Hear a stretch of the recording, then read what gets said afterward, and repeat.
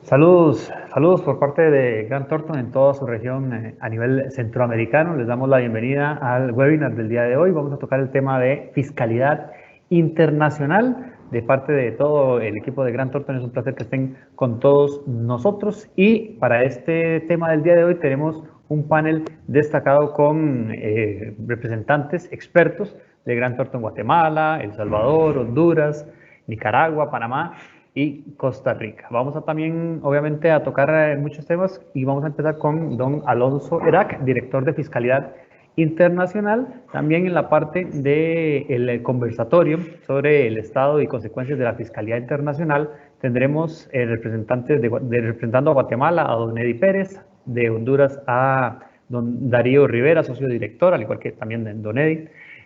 En Salvador a Ricardo López, socio director; de Nicaragua a Silvio Flores, socio de auditoría e impuestos; de Costa Rica a don Mario Hidalgo, socio de impuestos y legal; y también de Panamá a Juan Fábrega, el gerente legal; y también a don Germán Morales el día de hoy. Y recordar a todas las personas que están participando que pueden dejarnos sus preguntas y ojalá dejarnos de qué país nos están dejando la pregunta para obviamente enfocarla de la mejor manera a la hora de responder. Esto será al final de la presentación. Pero buenos días, don Germán.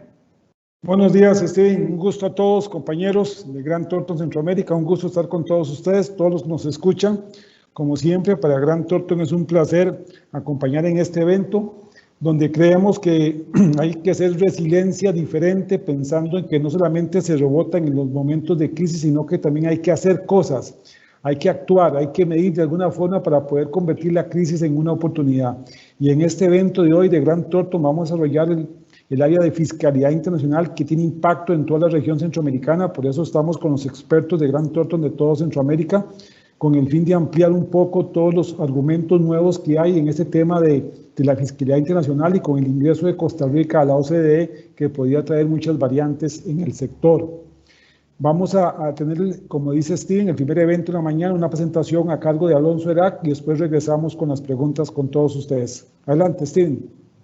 Así es, don Germán, vamos a darle los buenos días a don Alonso Erac, director de Fiscalidad Internacional. Buenos días, Alonso. Buenos días a todos. Como mencionaba Germán, pues un placer de que nos acompañen el día de hoy en esta actividad. Básicamente la idea es comenzar a discutir algunos temitas que serán más novedosos en algunos países, otros estarán comenzando a trabajar en los mismos para incorporarlos en sus jurisdicciones y pronto estaremos viendo, creo yo, un manejo de este tipo de temas de mucho mayor normativa propiamente en cada uno de los países. Bien, tal vez si arrancamos, me confirman nada más que están viendo la presentación. Ya tengo confirmación. Pues básicamente lo primero que tendríamos que decir es que nos vamos a ir moviendo poco a poco en temas de fiscalidad internacional conforme cada uno de los países vaya haciendo un poquito más de ruido, un poquito más de establecer algunos temas propios de su legislación local. Y los primeros pilares en los que tendríamos que decir que hay una confluencia de temas, de generación, de normativas y demás, son precisamente las comúnmente conocidas como acciones de la OCDE. Vamos a ver, recordemos por un momento que durante varios años la misma Organización para la Cooperación y el Desarrollo Económicos ha venido estudiando junto con los países, junto con las administraciones tributarias de sus países miembros y sus países participantes, en el sentido de que si bien han existido una serie de esfuerzos importantes a nivel de fiscalidad internacional, pues esos esfuerzos que se estaban realizando no habían sido suficientes hasta el momento para poder controlar algunos comportamientos que habían venido ejecutando las empresas multinacionales. Y otra de las cosas que es importante decir y mencionar en este tipo de temas es que cuando hablamos de ciertos movimientos que venían haciendo las transnacionales, en su mayoría estos movimientos no ejemplificaban temas de evasión fiscal, sino por el contrario, temas eventuales de elusión en el cual las mismas normas internacionales o mejores prácticas de impuestos y también la normativa local de cada uno de nuestros países, pues nos permitía algunas opciones que de un momento a otro fueron evaluadas por precisamente la OCDE y sus países miembros, y sobre los cuales ya había cierto consenso de que eran cosas que ya no podían permitirse en adelante.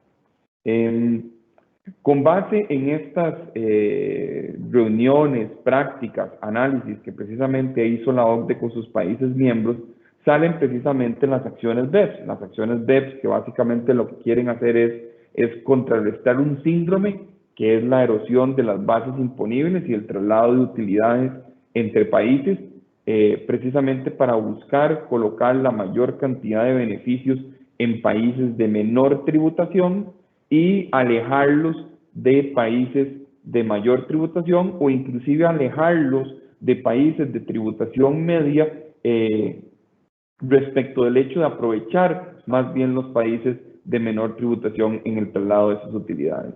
Y con base en todo este síndrome que tenemos, si le queremos llamar de alguna forma, la OCDE en algunas etapas muy conservadoras ha mencionado que este síndrome o esta enfermedad del BEPS estaba evitando que cada fisco pudiese gravar y recibir los ingresos correspondientes por los impuestos aplicados a las transnacionales, pues básicamente ha ido estableciendo una serie de acciones conocidas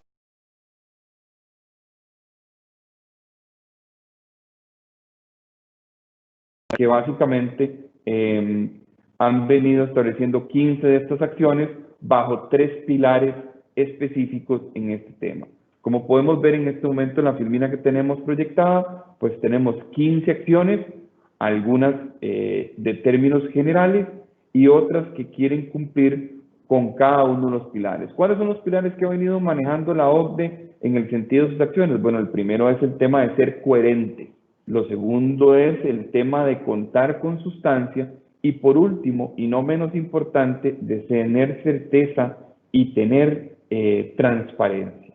Dentro de estos 3 pilares hay algunas acciones que han sido aún más generales y que quieren abarcar el tema de estos 3 pilares correspondientes. El primero ha sido el tema de la economía digital. Básicamente en este tema, pues las administraciones tributarias han tenido que ir modificando la forma en que evalúan ciertas transacciones. ¿Por qué? Porque nos hemos vuelto una economía casi que 100% digital. Antes aquello de que de vez en cuando comprábamos algo por medio de una tienda en internet y lo mandábamos a la casa y etcétera, etcétera, ha ido cambiando de forma inclusive ahora que con el tema de la pandemia, básicamente el comercio que no se ha adaptado a tener una página web donde puedes ir a ver los artículos, hacer un pedido, pagar con tu tarjeta y que te lo lleven a la casa, básicamente han sido negocios que están cerca de desaparecer.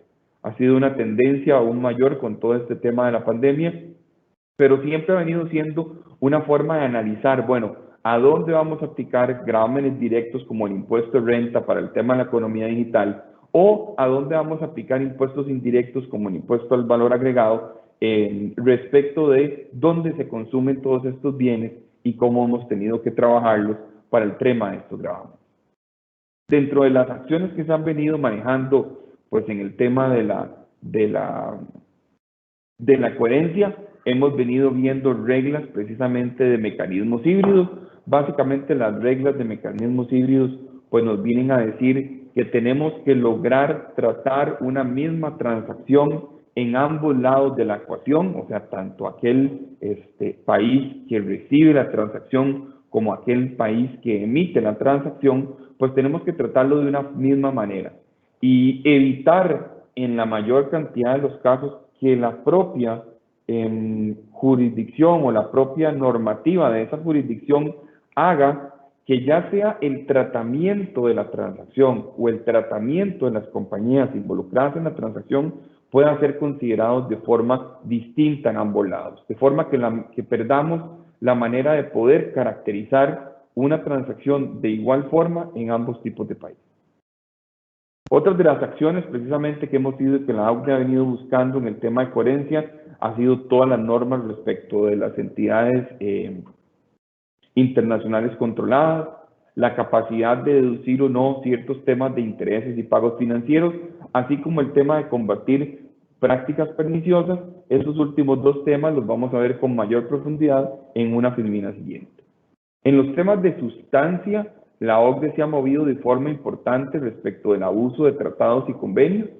También ha estado modificando propiamente el concepto de establecimiento permanente y también ha establecido ciertos criterios más importantes para el caso de precios de transferencia de lo que corresponde a una creación de valor. O sea, realmente revisar las transacciones que estamos haciendo para ver quién es el que está creando valor en cada una de esas transacciones.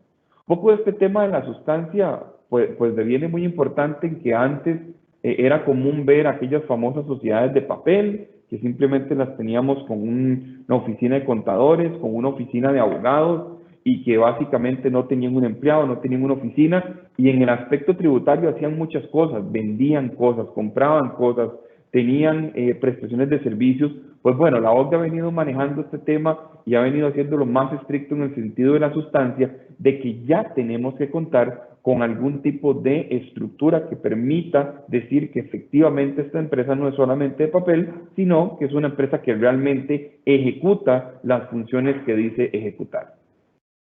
Y por último y no menos importante, en el tema del pilar que establecido en la OCDE, tenemos el tema de transparencia y de certeza. Es buscar temas de transparencia fiscal a través de intercambios de información tributaria, de intercambios de información de cuentas. Estamos hablando también del tema de cómo resolver controversias, de toda la documentación de precios de transferencia y la medición de las propias acciones BEPS. Recordemos que todos los que alguna vez hemos llevado alguna clase de administración de empresas, se nos decía que aquello que no se mide no se controla. Pues básicamente lo que se pretende hacer aquí es hacer ciertos tipos de mediciones para efectos de determinar que estemos frente al camino correcto para empezar a aplacar algunas de las malas prácticas que la OCDE ha considerado que deben ser corregidas.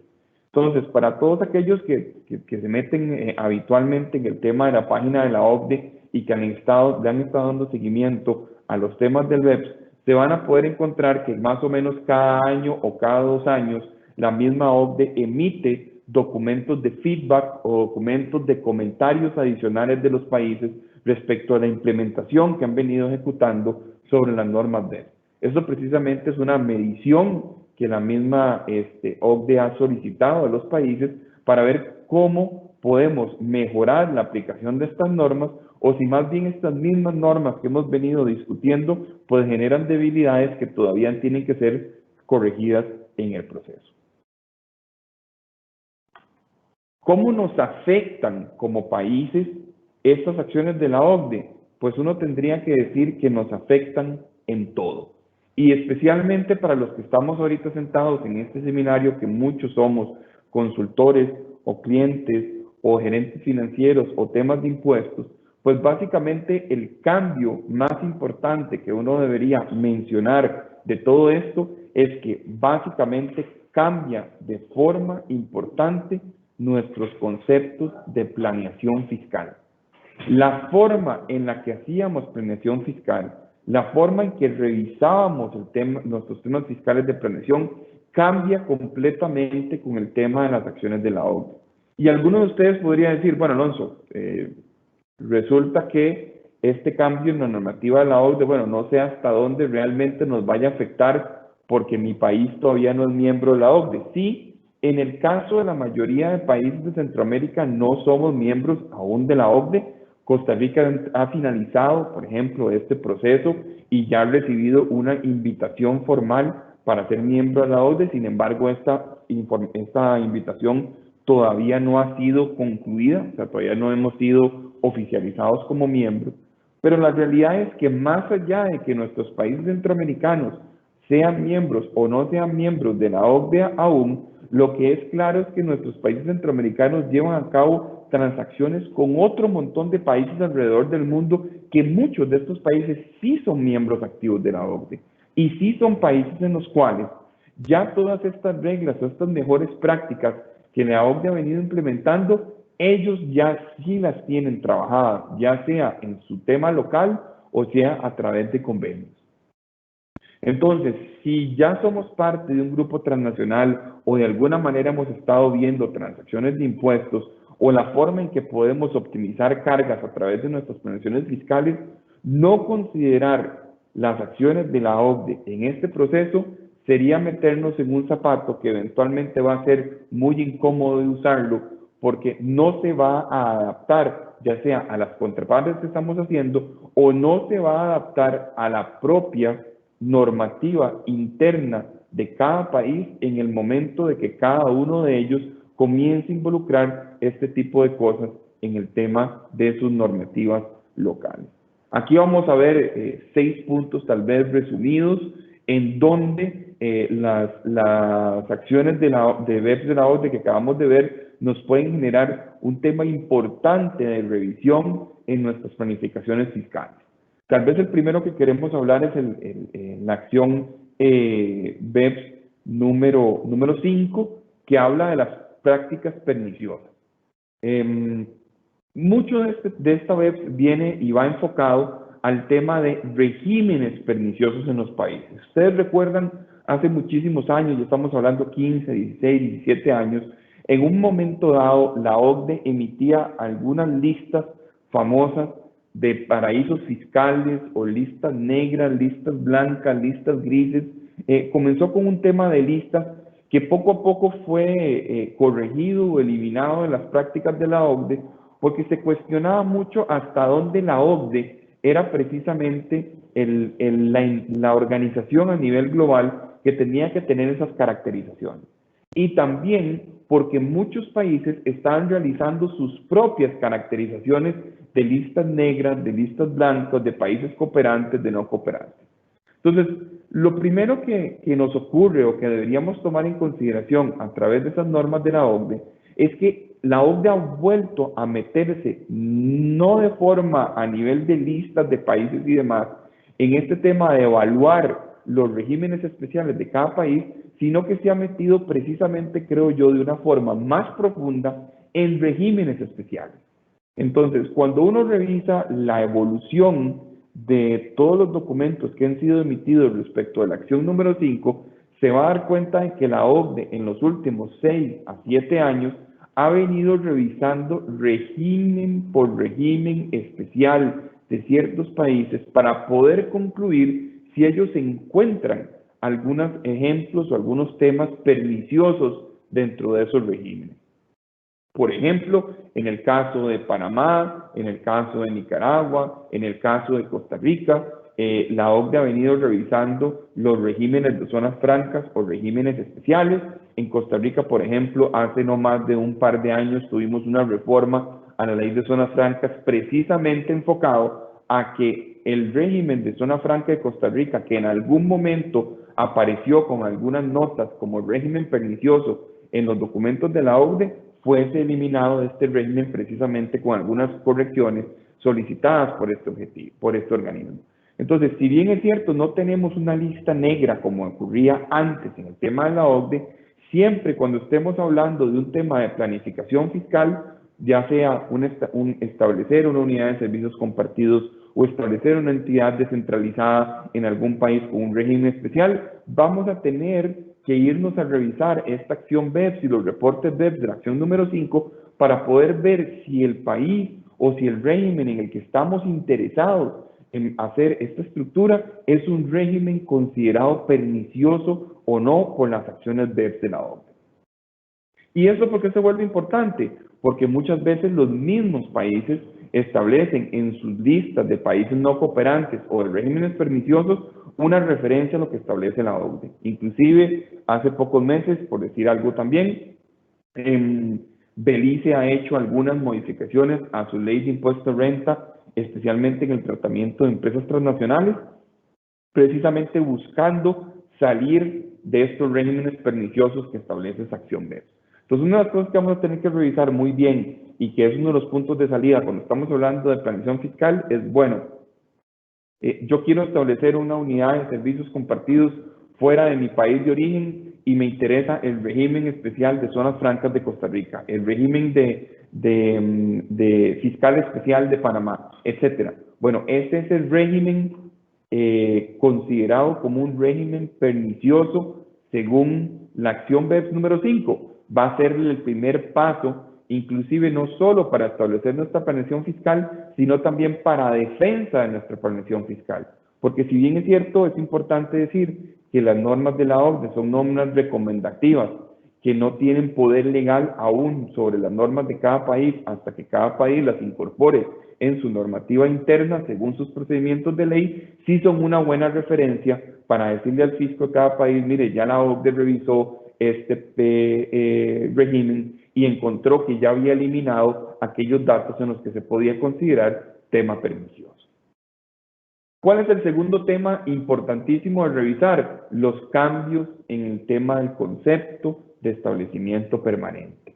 Y es que antes, una de las cosas que ocurría con el tema de transnacionales y con el tema de segregación de las operaciones, era que se buscaba evitar la posibilidad de establecer un establecimiento permanente en un país donde yo tuviese una tributación muy alta.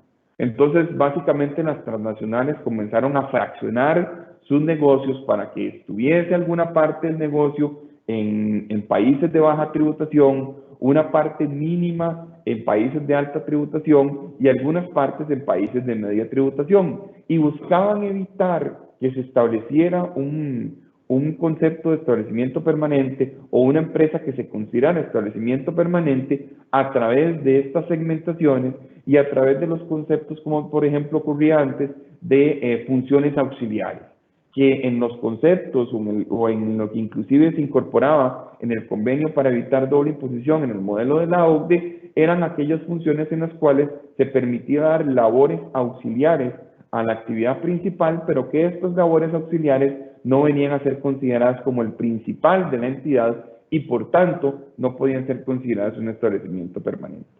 Con el cambio en los convenios de establecimiento permanente, en los conceptos, perdón, de establecimiento permanente, y ese cambio incorporado también en el modelo de convenio para evitar la doble imposición de la OCDE, se trata de hacer más rígido y más estricto el concepto de este establecimiento permanente, de forma que las transnacionales, ya sea a través de una segregación de conceptos o a través simplemente de un esfuerzo extraordinario de evitar esta clasificación, ya tengan portillos menos abiertos para que no puedan escapar de un concepto de establecimiento permanente y finalmente decir, mira, si estás llevando a cabo de forma importante y de forma más clara transacciones en un país, es en ese país donde tienes que soportar tus impuestos y es en ese país donde tienes que llevar a cabo el tema de liquidación de los mismos. De forma que se ha venido a ser más estricto y más detallado el concepto de este establecimiento permanente.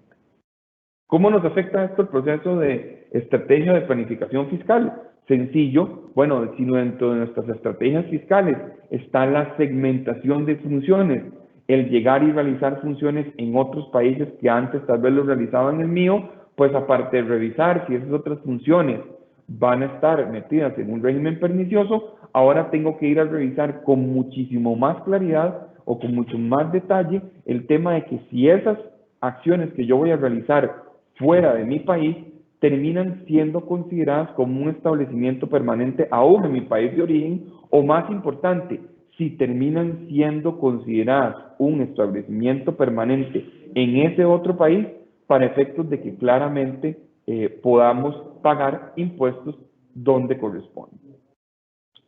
La otra cosa importante que ya nos toca revisar es el tema de limitaciones de gastos.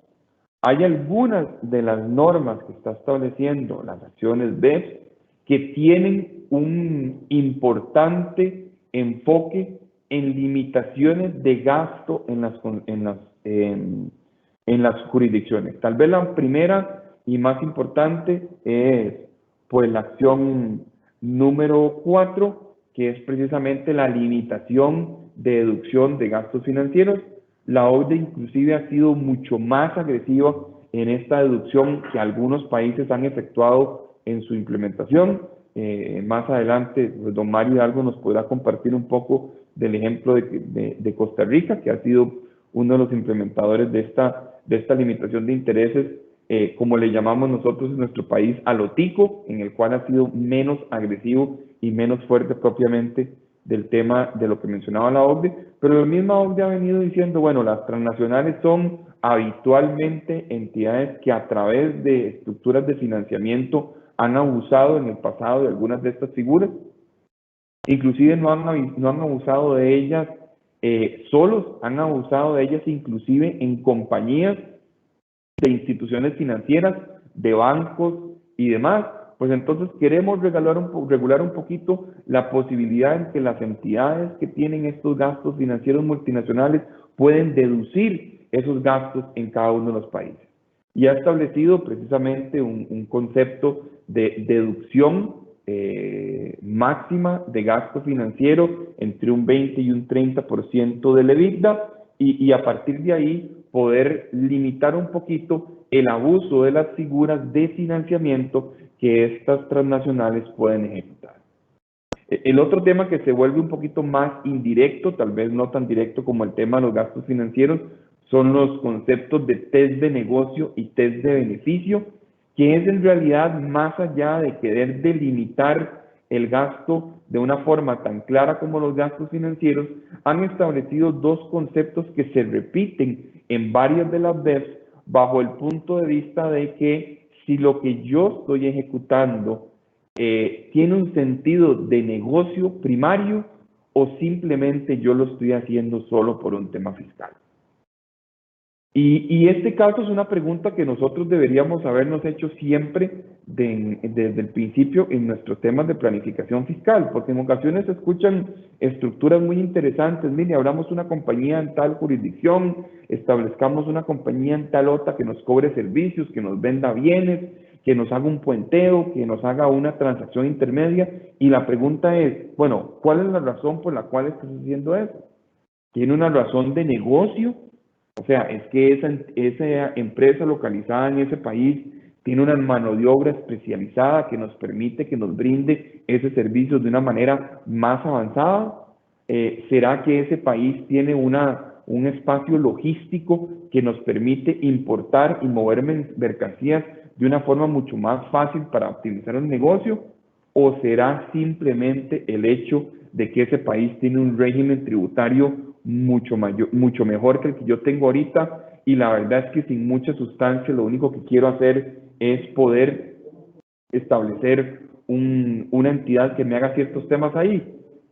Si cuando yo me pregunto en ese test del beneficio, si la única razón por la cual yo estoy haciendo algo es un tema fiscal, pues ya voy quedado. O sea, ya voy complicado en la explicación de mi estrategia fiscal a una institución financiera, a una institución tributaria. Ya cualquier explicación que yo quiera dar se complica, porque básicamente mi respuesta inicial sería, yo solo hice esto con un tema de beneficio, no de negocio, sino beneficio tributario. Y en el caso del test de negocio también tenemos el famoso test del beneficio, y es cómo estas funciones que va a realizar este tipo de compañías para mí benefician al grupo en el sentido de una creación de valor que más adelante nos referiremos con mayor amplitud en el caso de precios de transferencia.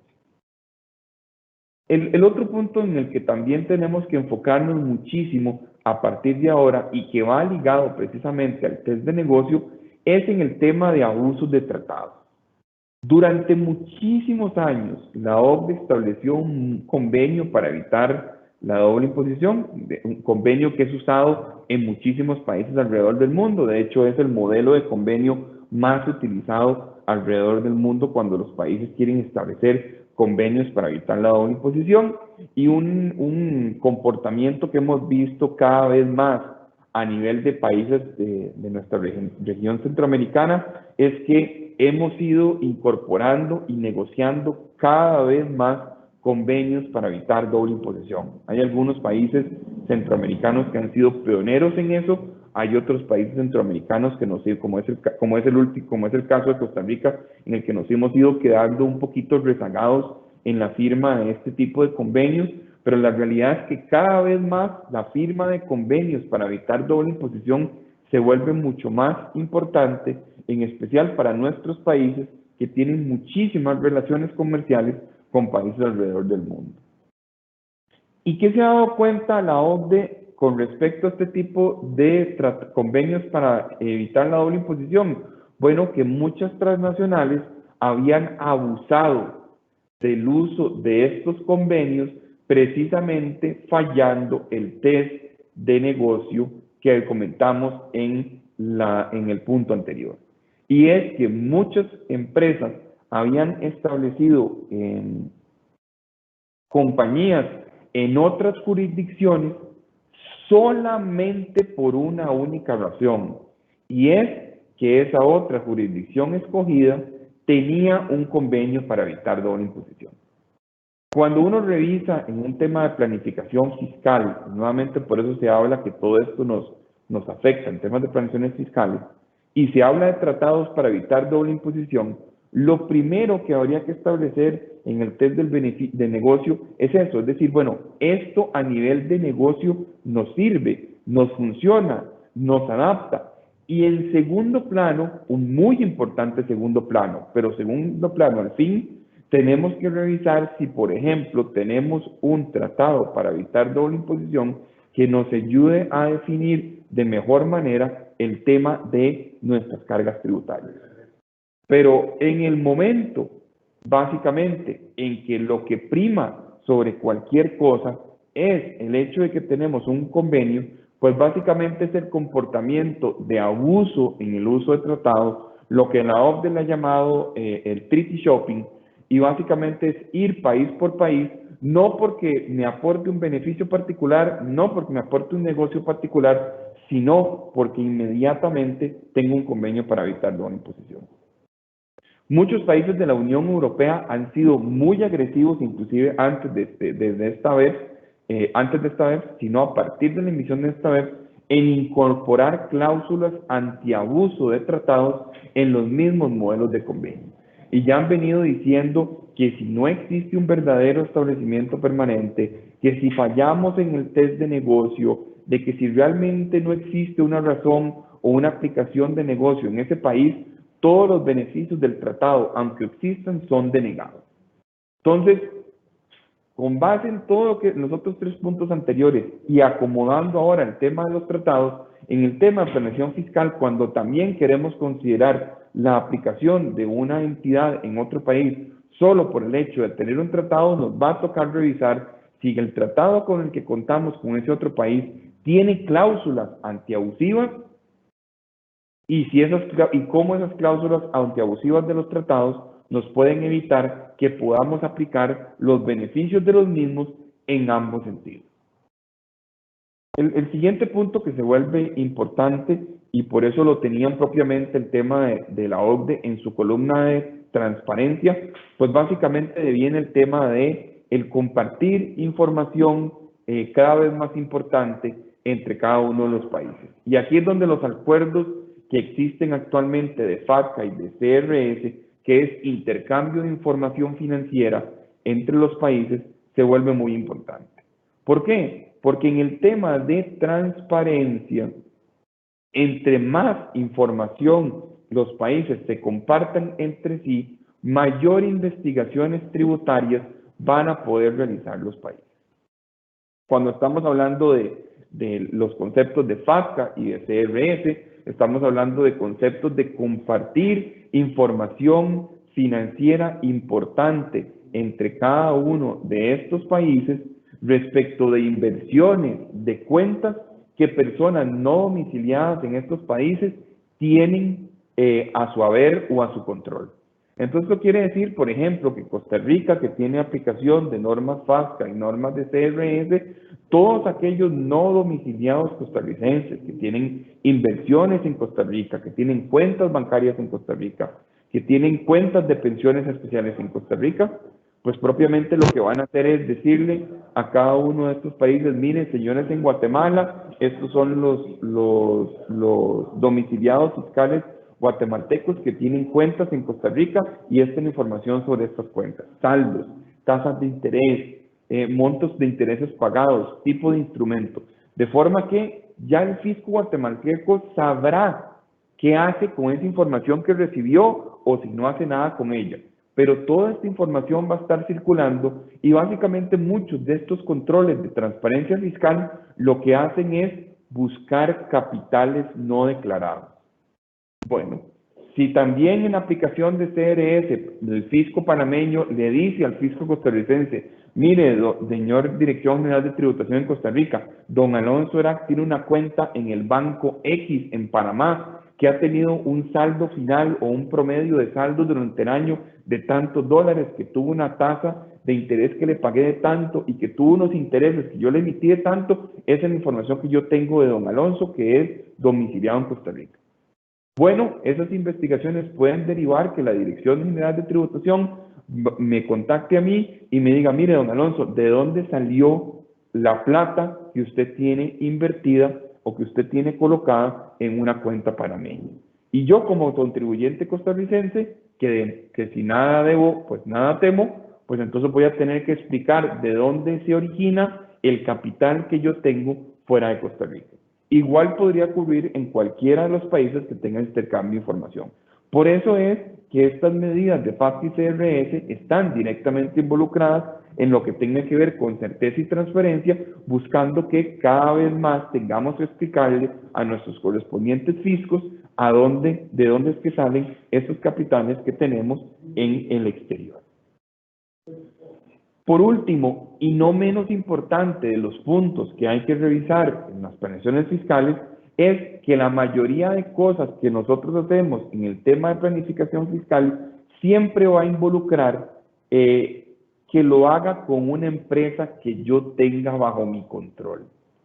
Y indistintamente de las normas de precio de transferencia, que ya tenemos normas de precios en todos los países de Centroamérica, indistintamente de qué se considere control o qué se considere como una empresa relacionada en cada país, siempre hay un tema genérico que coincide en todas las jurisdicciones, y es que yo tenga control para la toma de decisiones importantes sobre la otra entidad. Entonces, cuando queremos establecer una planificación fiscal, el 99% de las veces lo vamos a hacer estableciendo a través de esa planificación empresas relacionadas o empresas controladas. Y aquí es donde precios de transferencia entra precisamente a regir. Y es que ya una planificación fiscal, sin considerar el tema de precios de transferencia, es una planificación fiscal que me expone en todos los sentidos y que más que una planificación fiscal, yo le llamaría la apertura de una contingencia fiscal inmediata. Porque cualquiera que sea el esquema que yo quiero establecer, una empresa que me cobre por un intangible, que me cobre un royalty, que me preste plata, que me vende productos, que me preste servicios, cualquiera de estas estrategias, sin establecer un precio de mercado en el cual pueda pasar la revisión de cualquier administración tributaria diciendo que no me estoy abusando en la determinación de este precio, pues básicamente es una planeación fiscal que me genera riesgo en todos los sentidos. Y estas acciones de la OCDE lo que me han venido a establecer son mayor detalle y mayor cuidado en cuáles son las funciones, los activos y los riesgos y cómo estas funciones, activos y riesgos que las entidades están realizando me generan valor. Porque ante mayor valor, mayor remuneración que pueden recibir y entre menor valor aporten, menor remuneración pueden recibir. O sea, ya no basta con simplemente mencionar que existe una empresa que brinda servicios. No, disculpe, ¿cuáles son los servicios que brinda?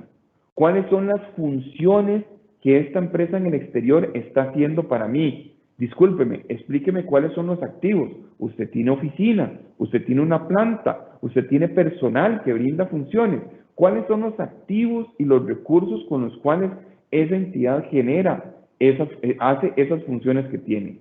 Cuénteme una cosa, ¿cuáles son los riesgos que asumen sobre este personal, sobre esta maquinaria, sobre estas funciones? ¿Están asegurados? ¿No están asegurados? Ok, todos esos datos nos tienen que permitir a nosotros entender cuál es una creación de valor. Cómo esta entidad que me brinda un servicio, que me cobra un royalty, está creando valor. Mire, el royalty que usted me está cobrando es sobre una marca establecida. Ok, y esa empresa que es dueña de la marca, ¿cómo hace para proteger la marca? ¿Cómo hace para hacer crecer la marca? hay un departamento de mercadeo y que me permite desarrollar estrategias de publicidad para hacer crecer la marca cada vez más. O sea, la dueña de la marca no es solo aquella empresa que la tiene registrada, es aquella que está creando valor para que la marca cada vez más crezca y por tanto tenga derecho a cobrarme un royalty. Vean como todos aquellos conceptos de planeación fiscal anterior, en el que simplemente hacíamos una entidad y cobrábamos montos, ahora se van cayendo a través de todos los puntos que estamos viendo aquí, pero en especial en el tema de peso de transferencia y su creación de valor. Adicionalmente, cada vez más la OCDE recomienda mayores y más detallados requerimientos en los estudios de precio de transferencia, ya sean los estudios locales, los estudios maestros de todo el grupo, y no nos olvidemos por ahí que tenemos básicamente también declaraciones informativas globales para aquellos grupos multinacionales que son sumamente grandes y complejos, en el cual transparentan toda la operación y toda su estructura de precios de transferencia a los distintos fiscos de cada país. Nuevamente, cuando alguien nos pregunte en nuestra parte fiscal qué nos afectan todas estas acciones de la OCDE en lo que hacemos día a día, valdrá recordar estos 6 puntos que acabamos de revisar, que no son los únicos, pero que queremos repasar hoy en un plazo corto para que todos los tengamos claros de qué son las cosas, entre otras importantes, que tenemos que considerar cuando hablamos de una planificación fiscal. Que no estemos metidos en prácticas perniciosas, tener cuidados con los conceptos de establecimiento permanente para no creer que estamos no pagando impuestos donde deberíamos hacerlo, que ya vamos a tener limitaciones en ciertas deducciones, que no podemos ir y abusar de tratados porque nos aplican cláusulas especiales, que hay que tener cuidado sobre quiénes son los dueños y la información que va a aparecer en el tema de compartir cuentas de control a través de FAT y CRS, y que por último y no menos importante vamos a tener que transparentar que son empresas relacionadas y cumplir con todos los requerimientos de precios de transferencia. Esto, entre muchas cosas, que nos va a tocar revisar en la parte de nuestra planificación fiscal futura y actual, porque si también ya hemos hecho un esquema de planificación fiscal, ya lo hemos venido trabajando en el futuro, llega el momento de sentarse en ese momento a revisitarlo con todos estos conceptos, a ver qué parte de esa planeación fiscal anterior continúa siendo potable y qué parte de esta planificación anterior vamos a tener que remozar completamente en vista de todos estos conceptos.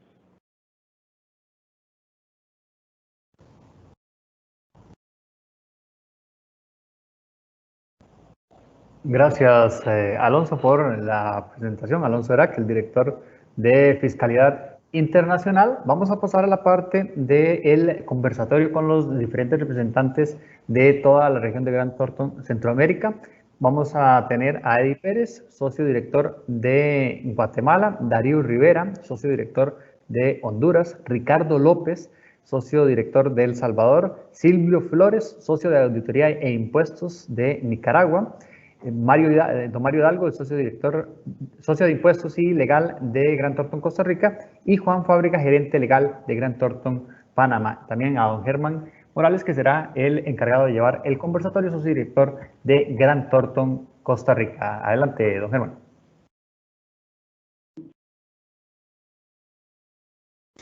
Muchas gracias, Steven. Gracias a todos. Muy buenos días nuevamente. Vamos a hacer algún análisis un poquito de la región centroamericana y algunos temas después de esta exposición de Alonso. Cómo es que ya nuestra región se ha organizado diferente, donde ya no solamente toma en cuenta lo que cada Ministerio de Hacienda, de Economía de cada país realice, sino tomar en cuenta todas estas normas internacionales que vienen reguladas, promovidas por la OCDE, de tal forma que nuestros países se van tomando esas vivencias de otros países, las mejores prácticas, y cada vez entonces hacen un cerco más complicado para el tema del pago de impuestos de nuestros clientes en el caso de la región centroamericana. Vamos a hacer una pregunta, tal vez empecemos por don Eddie. Don Eddie, a ver si me ayuda usted ahí, y lo podemos seguir también para los demás países, ahí los voy indicando. De acuerdo, don Eddie, a lo que acaba de hablar don Alonso, hay una práctica ahí de no permitir tener gastos o pagar algún tipo de desembolsos a países que tengan una baja tributación, conocidos comúnmente como países paraíso fiscal. En el caso de Guatemala, don Eddie, Guatemala es considerado paraíso fiscal para algún otro país de la región centroamericana? ¿O a su vez Guatemala tiene alguna calificación de paraíso fiscal para algún otro país, digamos como México, Canadá, Estados Unidos o la Unión Europea? Adelante, don Eddie. Gracias, Germán. Buenos días. Buenos días. En realidad, Guatemala salió de esa lista de paraísos fiscales que estaba manejando Francia, que es donde se manejan estos temas de la OECD. Guatemala salió en este 2 de enero, perdón, de 2020. Salió de esa lista negra de paraísos fiscales, precisamente porque ratificó un convenio de intercambio de información para efectos tributarios con la OECD. Correcto, correcto, Eddie. Vamos ahora con Darío en Honduras. Darío, ¿ustedes tienen alguna calificación de país paraíso fiscal o hay algún país tercero de la región que te pueda calificar a Honduras como un paraíso fiscal? Buenos días. ¿Me escuchan muy bien, Germán? Perfectamente, adelante, Darío. Perfecto, buenos días y un saludo a todos, ¿verdad? Los amigos de Centroamérica y la región. Honduras no ha sido tipificado como paraíso fiscal, ¿verdad? Es más, no tenemos una lista de paraísos fiscales tampoco oficial generada por el gobierno. Sí utilizamos algunas directrices de la OCDE que tomamos el tema de paraísos fiscales, ¿verdad? Para considerar el tema de transacciones internacionales, se considera ese tema, pero no estamos oficialmente nosotros tipificados como paraíso fiscal. Perfecto, perfecto, Darío, gracias. Don Ricardo, Salvador, don Ricardo, ¿ustedes tienen alguna calificación de país paraíso fiscal o tal vez por algún otro país de las regiones Norteamérica, Suramérica, Europa, Ricardo? Don Ricardo, no le escuchamos. Tal vez tendrías que abrirnos el micrófono. ¿Qué tal? ¿Cómo están? Buenos días a todos. Un gusto saludarles. Buenos días, Ricardo. En efecto, El Salvador, con su regulación de precios de transferencia, sí tiene la clasificación de que se consideran paraísos fiscales aquellos países o regímenes tributarios preferentes cuya tasa de impuestos sobre la renta corporativa sea menor al 80% de la tasa corporativa en El Salvador. Esa sería una regla general. Como orientación, la Administración Tributaria salvadoreña en el mes de septiembre de cada año emite la guía de paraísos fiscales que estaría vigente hacia el siguiente año. Cabe destacar que en Centroamérica, Panamá como país no es paraíso fiscal, pero los regímenes fiscales preferentes como el CEN o regímenes de fideicomisos, financiamiento por fideicomisos, son considerados paraísos fiscales. El resto de Centroamérica, a pesar de que tengamos en nuestros países zonas francas y regímenes como depósitos para perfeccionamiento de activos o centros empresariales, a pesar de que estos podrían llegar a calificar por ser regímenes fiscales preferentes, hay una consideración de que como Centroamérica tiene, como bien decía Eddie, firmado tratados para compartir información, esa situación hace que entonces el resto de Centroamérica, Guatemala, Honduras, Nicaragua, Costa Rica, no se consideren paraísos fiscales. Importante destacar que la Florida, toda la Florida, según la guía del fisco, es un paraíso fiscal, como algunas de las islas del Caribe que más conocidas son por todos, y las Vírgenes Británicas, por ejemplo, están en esa lista. Creo que lo más destacado para hacer notar es que toda la Florida es paraíso fiscal. ¿Por qué hablamos de la Florida? Porque muchas de las operaciones, muchos de los centros de nuestros proveedores en la región están en el estado de la Florida. Correcto. Eso serían los tópicos más relevantes. Germán, bueno, no digamos Ricardo, también, para que no se nos vaya, Delaware como paraíso fiscal en Estados Unidos. Correcto. Gracias Ricardo, muy bien. Silvio en Nicaragua, ¿cómo está el tema de país calificado como de baja tributación o a su vez los demás países, cómo ven a Nicaragua? Silvio, adelante. Sí, muchas gracias, don Germán. En este caso, la ley de concertación tributaria en Nicaragua estableció una definición de lo que son paraísos fiscales. El artículo 9 y el 36 del reglamento en estos casos definió claramente lo que son paraísos fiscales. Sin embargo, eso quedaba pendiente de que el Ministerio de Hacienda y Crédito Público publicara listas periódicas de paraísos fiscales. Eso no ha sucedido. Nicaragua no es un paraíso fiscal para ningún país de la región en este caso, y tampoco ha publicado listas Nicaragua, como lo establecía el artículo 36 de la Ley de Concertación Tributaria, que debería publicar estas listas periódicamente el Ministerio de Hacienda y Crédito Público. Estas listas no han sido publicadas, todavía no tenemos definidos cuáles son los paraísos fiscales en este caso, ¿verdad? Muchísimas gracias.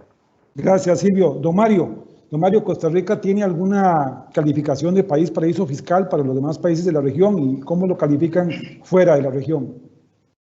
Sí, muchas gracias y buenos días a todos los participantes y a los colegas y compañeros de la región centroamericana y participantes en este evento. Efectivamente, Costa Rica había integrado en el pasado algunas listas denominadas de carácter gris, que son estados no cooperantes, ¿verdad?, que no tienen herramientas para brindar información de carácter tributario a otras jurisdicciones cuando lo solicitan, no hay estos mecanismos.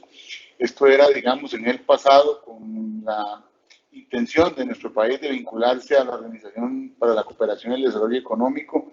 Se han venido trabajando en tratados de intercambio de información, siendo el primero de ellos con los Estados Unidos de América en el año 91, y ya llevamos cerca de casi 24 tratados de intercambio de información, lo que ha venido eliminando nuestra presencia en estas listas de carácter de estados no cooperantes. Con los hermanos centroamericanos no se ha dado esta situación. Hubo un problema en el pasado con México, pero ahora tenemos el tratado para evitar la doble imposición internacional que entró en vigencia este año, y desde el punto de vista local, nuestra ley de renta en su última reforma incluyó reglas para determinar paraísos fiscales. Básicamente son dos reglas, siguiendo el concepto de estados no cooperantes, o que su tasa impositiva sea inferior a un 40% de la tasa aplicable en Costa Rica.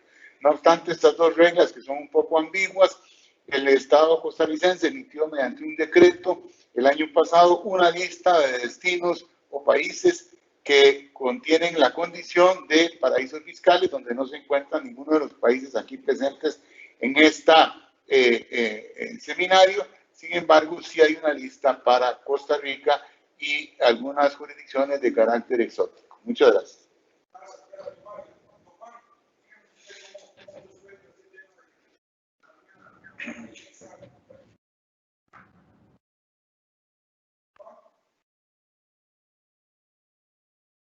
Don Juan, vamos con usted, don Juan. ¿Cómo se encuentra usted en cuanto a Panamá, la condición de paraíso fiscal, ya sea para los demás países centroamericanos o por otros países del mundo? ¿Cómo lo consideran a Panamá? Sobre todo recordemos el evento tan terrible que sucedió en Panamá hace algunos tiempos, que le dio toda una relevancia que lo afectó mucho en su imagen como un país importante en cuanto al tema financiero y todo el tema de inversión que venía haciendo Panamá. Adelante, Juan.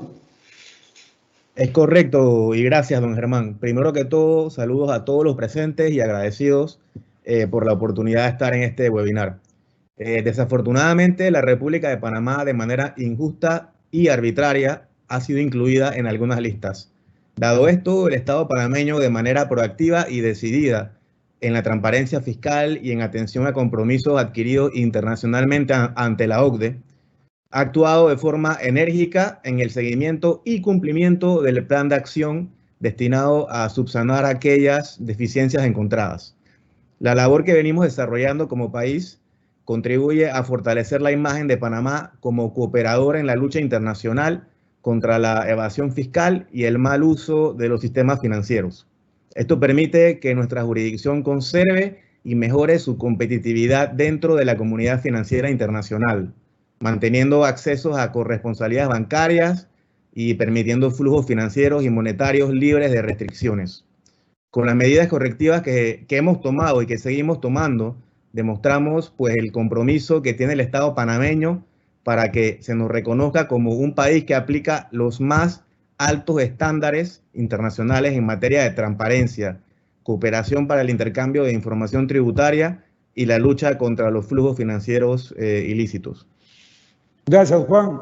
Parecería que en esta pregunta podríamos concluir, como lo decía Ricardo, que ningún país centroamericano nos hemos considerado paraíso fiscal entre nosotros mismos, lo cual nos parece que es una respuesta clara de todo lo que hemos escuchado. Sin embargo, como dice Ricardo, sí hay algunas operaciones que podrían ser, que depende cómo se hagan, ya sea en Panamá, en Costa Rica o en algún otro país como el estado de Delaware o Miami, tengan la connotación de paraíso fiscal. Quiere decir que a nivel de la región no nos vemos como paraíso fiscal ninguno. Sin embargo, hay que analizar las transacciones un poco profundizando en lo que decía Alonso, qué tanta sustancia tienen las operaciones para que haga que alguna transacción en particular caiga como paraíso fiscal. Don Eddie, regresamos con usted, don Eddie, nuevamente. Eddie, ahorita con todos estos temas de la pandemia y las grandes inversiones o gastos que ha tenido que hacer más bien nuestros países, nuestros gobiernos, posiblemente han aumentado los déficits fiscales gigantescos y cada vez tenemos más necesidades de recursos frescos, en este caso impuestos. Hay tendencias, don Eddie, en Guatemala de gravar diferente alguna inversión extranjera que llegue a Guatemala o a su vez grabar la inversión guatemalteca que salga del país, algo tendiente a que lo que podríamos llamar como una especie de renta mundial. Don Eddie, adelante. Gracias, Germán.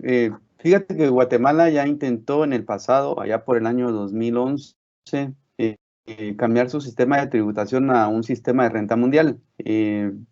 La nueva normativa de impuesto sobre la renta, entonces, que entró en el año 2013, a pesar de que en el draft de esa ley se incluía esos conceptos, fue eliminado y Guatemala quedó con un régimen mixto, lo podríamos llamar, porque Guatemala tiene su sistema tributario de retención sobre la fuente, pero con algunas excepciones. Sin embargo, en la norma guatemalteca se dejaron incluidos todos los conceptos de tributación internacional que mencionaba Alonso. Guatemala desde el año 2013 vive con los conceptos de establecimiento permanente, reglas de Thin Capitalization, reglas de precios de transferencia y todas esas recomendaciones que hizo la OECD. Entonces, Guatemala, yo te diría semiparcialmente, ya tiene varias cosas.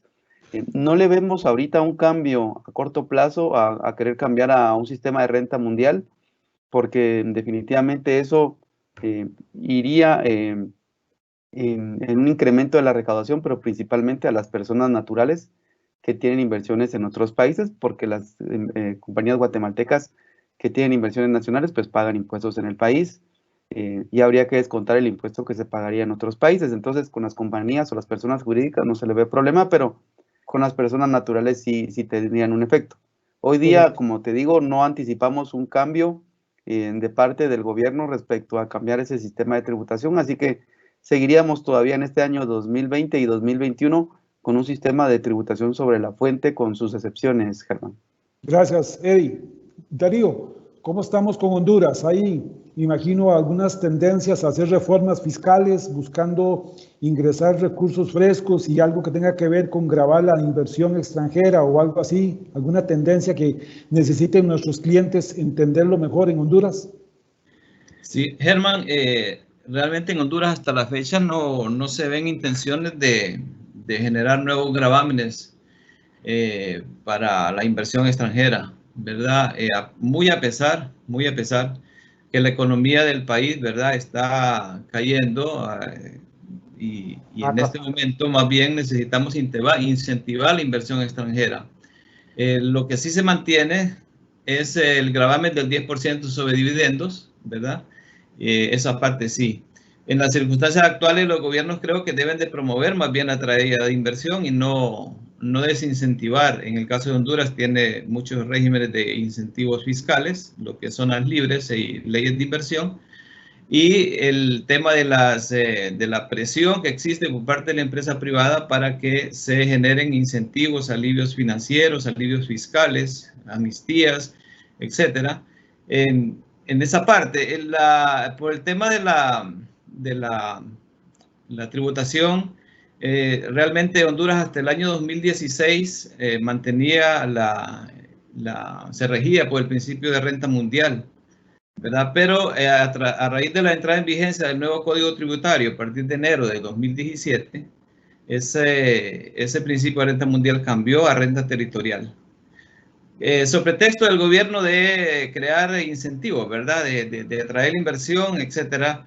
Eso está por verse, ¿verdad? Pero sí es muy importante que sepamos que los ingresos generados fuera de Honduras no son grabados. Sin embargo, nosotros recomendamos siempre que todas esas operaciones que puedan ser declaradas en Honduras, ¿verdad? Como ingresos no grabados, deberán de tener sus contrapartes de gastos y costos asociados también excluidos en la declaración. De paso, también debe documentarse correctamente todo ese tipo de ingresos que están fuera de Honduras y declarados en Honduras, con contratos, facturas, convenios, informes, dictámenes y todo lo que venga a justificar para evitar riesgos tributarios para las empresas que excluyan de su declaración los ingresos generados en otro país.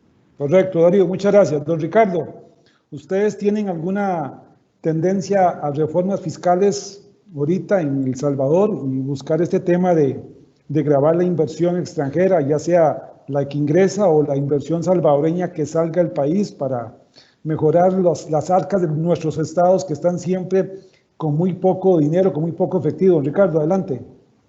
Gracias, Germán. Bueno, es importante hacer notar que la condición fiscal del país es grave en este momento. La deuda del Estado ha llegado al 100% del PIB, es decir, hay una 100% del PIB. 100% del PIB, así es. Adicional que el fisco salvadoreño ha tenido una pérdida de 1.000 millones a raíz del cierre de la economía. Esto aquí ha llevado a una presión bastante fuerte de activar mecanismos de fiscalización. Recomendaciones de organismos internacionales hablan de aumentar la tasa del IVA, pero la tasa del IVA, si bien es cierto, es el tributo que más contribuye, puede ser el de más sensibilidad para ciertos temas sociales. En esa medida, el fisco ha tenido a bien en sus estrategias y consideraciones activar las fiscalizaciones. Es importante decir que, si bien es cierto, no se ve un panorama de aumentar la carga fiscal, llámese los mecanismos de nuevos impuestos, pero sí un tema que está afectando bastante a la inversión extranjera es el tema de las remesas al exterior por tema de adquisición de servicios o apoyos empresariales. La tasa efectiva, al rechazar la administración tributaria este tipo de gastos por criterios de materialización o no comprobar la documentación de los mismos, actualmente está afectando mucho. Quiero decirles que en la última semana se planteó un criterio de que por el simple hecho de que dinero entre al país y pase a las cuentas bancarias de un domiciliado, puede empezar a ser criterio para presunción de renta territorial. Eso para nosotros es muy peligroso. Es un caso bastante sonado la semana pasada que se está viendo y estamos atentos cuál va a ser la interpretación que tenga el juez sobre cómo manejar este tipo de situaciones. Así que, en resumen, Germán, mucha presión en la inversión extranjera, tasa efectiva afectada por materialización de servicios, y tenemos que tener cuidado con estas operaciones de trading company. Correcto, gracias, don Ricardo. Don Mario, ¿cómo está Costa Rica? Perdón, vamos con Nicaragua primero, perdón, don Silvio. Don Silvio, ¿cómo se encuentra Nicaragua? ¿Hay alguna tendencia a hacer una reforma fiscal?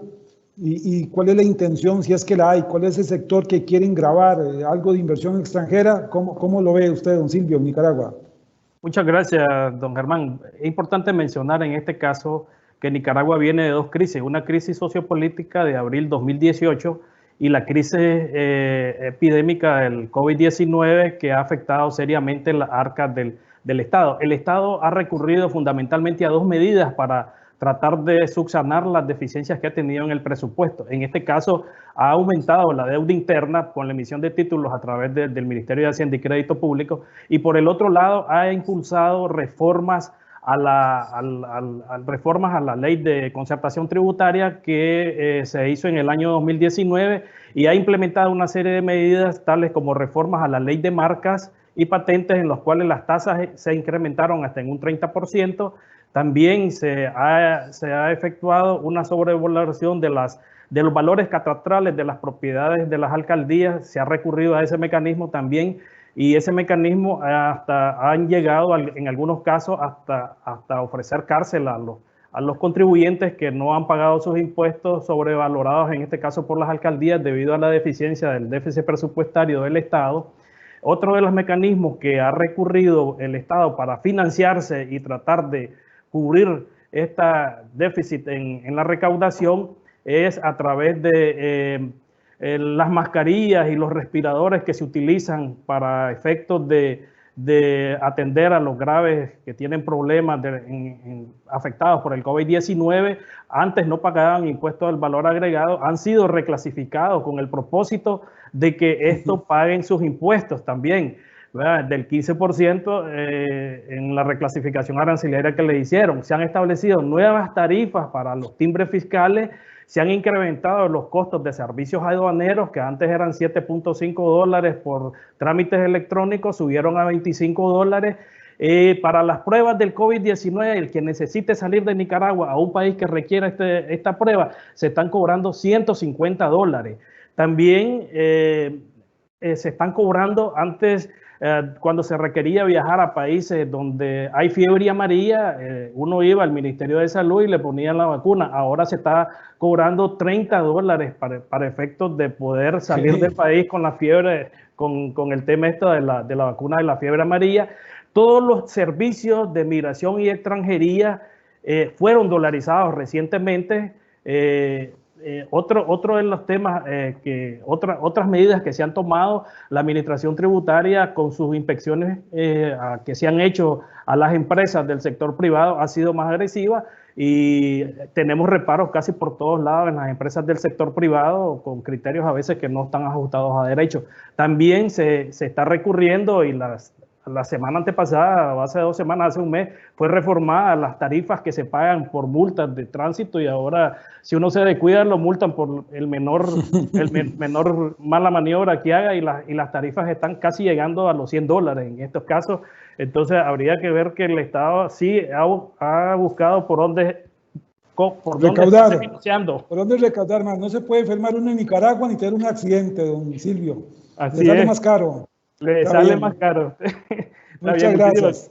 Vamos. Don Mario, ¿cómo está Costa Rica? ¿Hay alguna tendencia a reformas fiscales, a pretender grabar algo de las inversiones? Costa Rica tiene un índice importante de inversión extranjera. ¿Cómo lo ve usted, don Mario? Sí, muchas gracias. En Costa Rica, históricamente, la piedra angular sobre la cual ha descansado el impuesto sobre la renta ha sido el principio de territorialidad de la fuente. Y este tema se ha remozado y confirmado con la reciente reforma que sufrió nuestra ley de impuesto a las utilidades en julio del año pasado, que entró en vigor. Sin embargo, la administración tributaria históricamente ha venido haciendo ensayos o amagos de ensayos para tratar de introducir un concepto blando de renta mundial, para lo cual ha desarrollado y creado el denominado concepto de pertenencia, según el cual, cuando hay vinculación de ingresos que se generan en el extranjero y estos tienen puntos de contacto con una estructura económica en Costa Rica, se procede a la atracción empresarial de esos ingresos a pagar impuestos en Costa Rica, lo cual nos coloca muchas veces en un terrible problema de doble imposición internacional. Gracias a Dios, Costa Rica ha venido firmando algunos tratados para mitigar la doble imposición internacional, y esta normativa, digamos, arbitraria en algunos casos que se ha desarrollado, debe ceder ante la aplicación de los tratados. No obstante, con el tema de la pandemia y el crecimiento que ha sufrido el déficit fiscal, ¿verdad?, sobre extremos no predecidos antes de la pandemia, tenemos una situación según la cual otra vez vuelven a cobrar vigor las intenciones del gobierno de gravar las rentas pasivas que sean repatriadas a Costa Rica. Porque recordemos que lamentablemente Costa Rica no es un país exportador, desafortunadamente, de capitales, y adoptar un sistema de renta mundial no hace sentido. Pero sí está cobrando alguna importancia nuevamente la tendencia que ya se había tratado de adoptar en el año 2009 de gravar las rentas pasivas, entiendas de intereses y dividendos que obtienen contribuyentes costarricenses que provienen del extranjero una vez que son traídos al país. Pero esto está en la mesa de dibujo, no ha sido adaptado de manera formal a la fecha. Muchas gracias, don Mario. Don Juan, ¿cómo vamos con Panamá? ¿Hay alguna tendencia, reformas fiscales? Gracias, don Germán, una vez más por pasarme la palabra. Sí, la crisis de salud causada por el coronavirus ha impactado severamente las economías del mundo, generando una brusca disminución de la actividad económica. Esa disminución de la actividad económica ha traído como consecuencia que los ingresos del Estado en materia de tributos hayan sido afectados. En nuestro caso, la recaudación ha disminuido en un 38.3% menos de lo programado. Efectivamente, nuestro país en marzo tomó la oportuna iniciativa de salir al mercado a emitir bonos soberanos por 2.500 millones de dólares, siendo el primer país en Latinoamérica desde el inicio de la crisis en emitir bonos soberanos.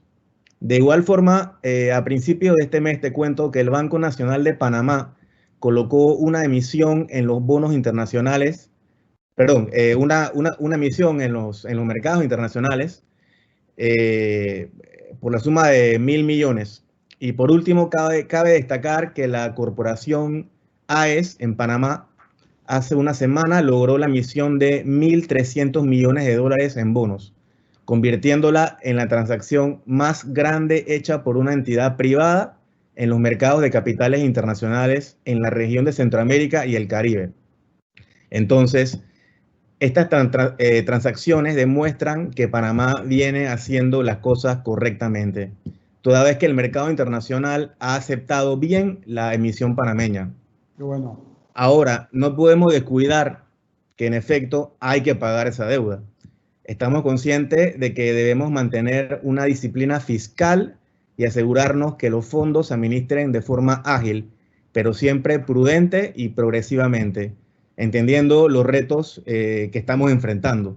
Sin embargo, no hay noticia ni intención de hacer reformas fiscales a nuestra legislación vigente, que intente gravar diferente el ingreso de inversión extranjera ni la inversión de nuestros nacionales en el exterior. Gracias, Juan. Don Eddie, una última preguntita y una conclusión ahí. Ve que es importante indicar que lo que hemos escuchado de todos los líderes de Grant Thornton en la región es que prácticamente nuestro régimen tributario es de renta territorial, de tal forma que no tenemos renta mundial. Hay algunas líneas donde se graban puntualmente ciertos servicios, ciertas cosas, pero no lo hacemos generalmente grabando únicamente lo que se produce internamente en nuestros países. Ahorita, don Eddie, con el tema del comercio electrónico y todo el tema del Netflix y todo este tipo de cosas, ¿hay alguna tendencia en Guatemala a grabar los servicios intangibles o algún tipo de servicios comprados en el exterior, algún asesoramiento? Sí, Germán. En el caso de Guatemala, sí tiene un régimen de retenciones específico para el tema de los servicios extranjeros, aun y cuando no se prestan en Guatemala. Como les decía, Guatemala tiene un régimen, yo le llamaría mixto, porque hay servicios que se prestan desde fuera del país y esos están sujetos a retención. En el caso de los servicios de streaming, esos todavía Guatemala no ha incursionado. Lo que sí hemos escuchado es que existe alguna posibilidad de tratar de revisar el tema del IVA, porque siguiendo los lineamientos de la OSD, este tipo de transacciones de streaming no debían estar sujetos a retención de impuestos a la renta, porque la renta se produce en otro país, en otra parte. Entonces, lo que hemos escuchado es que existe una posibilidad de quererlo grabar con el IVA, tal como está ocurriendo en algunos países de Europa, pero a diferencia de los países de Latinoamérica, donde se está buscando la retención de impuestos sobre la renta. Vamos a ver cómo concluye esto, porque en Guatemala tendría que reformarse la norma para tratar de grabar esto claramente, porque en Guatemala... Tiene que ir al Congreso, don Eddie, tiene que ir al Congreso entonces. En Guatemala tiene que ir al Congreso por el principio de legalidad. Si se quisiera hacer alguna promoción de parte de la administración tributaria a nivel de algún reglamento o algún criterio institucional, pues ese no podría tener fuerza de ley y seguramente podría perder fuerza y generaría solo un desgaste para el fisco. Entonces, tiene que pasar por el Congreso para poder llevar fuerza de ley y entonces ahí ya empezar a generar ingresos frescos, diríamos, de alguna manera a la administración tributaria. Gracias, don Eddie. Honduras, don Darío, ¿cómo nos encontramos ahí? ¿Hay alguna tendencia a grabar este tipo de servicios que están muy de moda ahorita de electrónicos? Honduras sí tiene su normativa, ¿verdad?, de retenciones, marcada ahí en el artículo 5 de la Ley del Impuesto sobre la Renta, que establece una tabla de criterios, 13 criterios, para poder juzgar todos los, el pago de servicios o las rentas generadas en Honduras de personas no residentes o no domiciliadas. Y el el tema de los intangibles, lo que es regalías, programas y todo eso, hay dos tasas. Normalmente uno califica la operación y se va a buscar el criterio que más le da. Hay entre el 10 y el 25%. En el caso de las telecomunicaciones, por ejemplo, las soluciones informáticas y todo eso, pues paga un 10% de retención, que se recomienda aquí porque en este tipo de transacciones las empresas sí entran en problemas cuando no hacen una documentación adecuada. Correcto. Normalmente en las intervenciones de la autoridad para realizar auditorías, en este tipo de operaciones, si no la justifica correctamente, con contratos, con informes, que garantice que el servicio fue efectivamente dado, esos gastos pueden ser sujeto de reparo, ¿verdad? Pero sí, hay retenciones, ¿verdad? Para no residentes no domiciliados basados en ese artículo 5. Para todo el tema de intangibles está cubierto ahí el tema de derechos de televisión por cable, el tema de regalías, el tema de patentes, diseños, todo lo que es informática está contemplado dentro de ese. Y la otra cosa es que se retiene cuando se acredite o se remese el valor o cuando se acredite en cuenta, ¿verdad? Pero finalmente, y sobre el valor bruto también de la renta sin deducciones, eso es importante. Pero finalmente sí tenemos normado esa parte, ¿verdad? Quizás no hemos visto intenciones de querer hacer reformas a este tipo a esta normativa que regula los intangibles. Perfecto, Darío, muchas gracias. Don Ricardo, ¿hay alguna tendencia a grabar ese tipo de comercio electrónico, ya sea de intangibles en El Salvador? Bueno, en efecto, lo que tenemos usualmente que sí, el tema de intangibles se está grabando en el artículo 158A del Código Tributario, habla de que la adquisición de intangibles es sujeto a retención de impuestos a la renta, pero en el caso de estas nuevas formas de hacer negocio, Facebook, Spotify, Netflix, por ejemplo, no existe una regulación que como tal les grave. Por regla general pudiese decirse que al adquirir este tipo de servicios sí podrían estar sometidos a retención. Cabe mencionar que, si bien es cierto, el impuesto a la renta en El Salvador es territorial y la retención es un accesorio para la potencial liquidación del impuesto a futuro, el elemento espacial del hecho generador actualmente ha sido puesto a discusión por parte de las autoridades, puesto que el fisco está ajustando desde la óptica del principio económico. Si hay un beneficio de deducción del gasto, al pagar, entonces yo tengo que retener. Pero tenemos también sentencias de la Corte que ha dicho que no. En este momento hay un proceso de amparo a nivel de la Sala Constitucional para resolver un poco esta discrepancia de aplicación. En nuestra opinión, como Grant Thornton, sí, somos más de la idea de que debería de respetarse el principio de territorialidad y el momento espacial de aplicar la retención y no el beneficio económico del gasto. Perfecto, muchas gracias, don Ricardo. Don Silvio, ¿cómo estamos en Nicaragua con este tema del gravar intangibles o servicios comprados hacia el exterior? Adelante, don Silvio. Gracias, don Germán.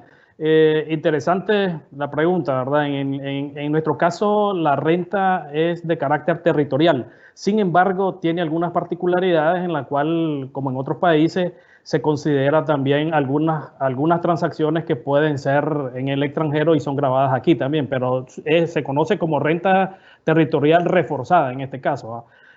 Con respecto a estos servicios, están grabados porque causan efecto en Nicaragua, aunque sean prestados desde el extranjero, si causan efecto en Nicaragua, están sujetas a una retención del impuesto sobre la renta que oscila entre el 15 y el 20%, dependiendo de los servicios que sean en este caso, ¿verdad? Con respecto al impuesto al valor agregado, hasta este momento no están siendo grabados esos tipos de servicios. Importante mencionar que en este tipo de casos lo que se está escapando a la autoridad tributaria es que los mayores beneficiarios de estos tipos de servicios son personas particulares. Entonces todos estos hacen sus transacciones a través de bancos y esto no puede ser capturado por la autoridad fiscal. Esto tiene que ser estos son las empresas formalmente constituidas y que pagan, esos son los únicos que están tributando este tipo de retenciones de impuestos sobre la renta. Gracias, don Silvio. Don Mario, Lo que hemos escuchado un poquito, don Mario, es que si bien nuestro régimen en la región es de tipo territorial, parecería que sí se graba a veces estos servicios aunque se presten afuera, diciendo la mentira de que es porque impactan en Costa Rica o se dejan como gasto en Costa Rica. ¿Cómo anda Costa Rica con ese concepto, Mario? Sí, muchas gracias. Sí, en Costa Rica sucede algo muy similar a lo que describió don Darío y don Ricardo, también don Sergio en alguna medida, y es que este tipo de servicios tienen un pago que se considera renta de fuente costarricense y por ende están afectos al impuesto de remesas al exterior. Lo que pasa es que, como mencionaba don Silvio, tenemos un problema de practicabilidad administrativa y como estos pagos se hacen a través de una tarjeta de crédito, el fisco no ha tenido las herramientas para, digamos, poder grabar o aplicar la retención. Cuando yo pago un proveedor de estos servicios, no hay un espacio en la página web donde dice aplíquese el impuesto de Costa Rica. Entonces la administración tributaria ha volcado la mirada en la última reforma a lo que es grabar con IVA estos servicios de contenido transfronterizos, ¿verdad?, que se brindan desde el extranjero, y pretende aplicarle el IVA y que tal retención la haga el emisor de la tarjeta de crédito.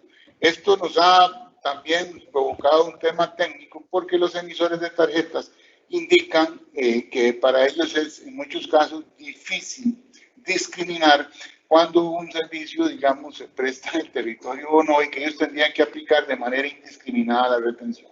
Entonces, en una resolución de fecha reciente, la Administración Tributaria ha indicado que hay dos modalidades posibles, ¿verdad? Que es que estos proveedores se inscriban en una lista aquí en Costa Rica, como funciona ya en otros países del Cono Sur, y que sean ellos directamente los que cobren el IVA, o bien sea el emisor de la tarjeta el que practique la retención del IVA a raíz de que está ese proveedor en esa lista, y así no tener ellos que tener que aplicar una retención indiscriminada y genérica. Esto ha estado en cocimiento lento aquí en nuestro país. Esto entró en vigencia el año pasado, sin embargo la administración, por estas razones de practicabilidad administrativa, ha venido retrasando la entrada en vigor de esto con el tema del IVA, y se ha anunciado que ya definitivamente esto entraría en vigor ahora en el mes de septiembre.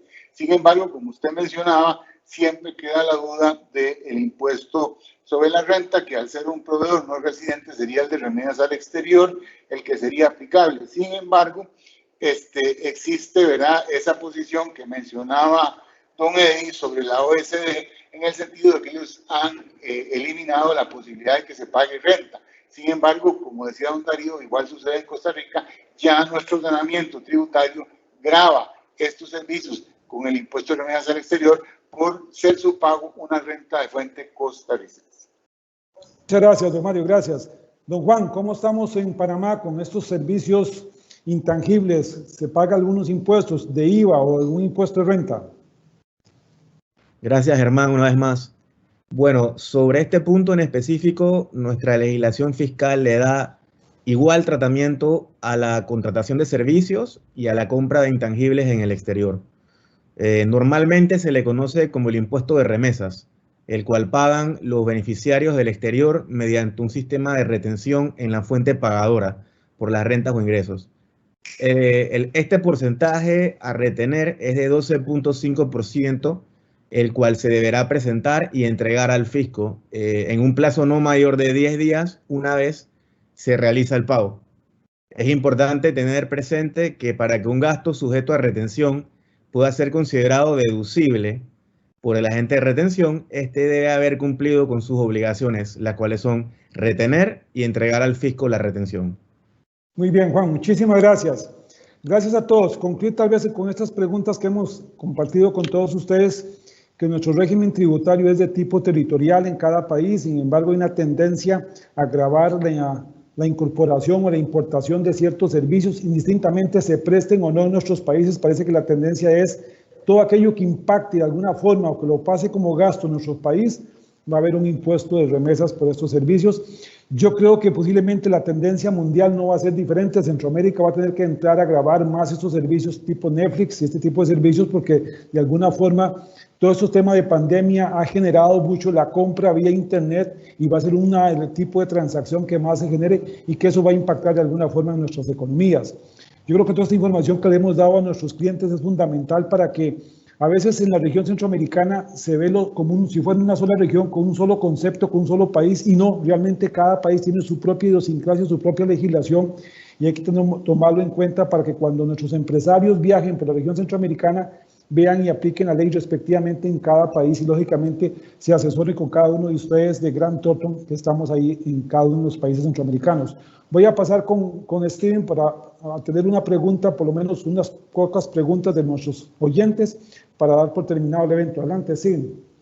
Así es, don Germán. Nos pregunta Marlon, dice, ¿qué implicaciones puede existir si un proveedor residente en Guatemala carga la retención de no domiciliados a un cliente residido en Honduras?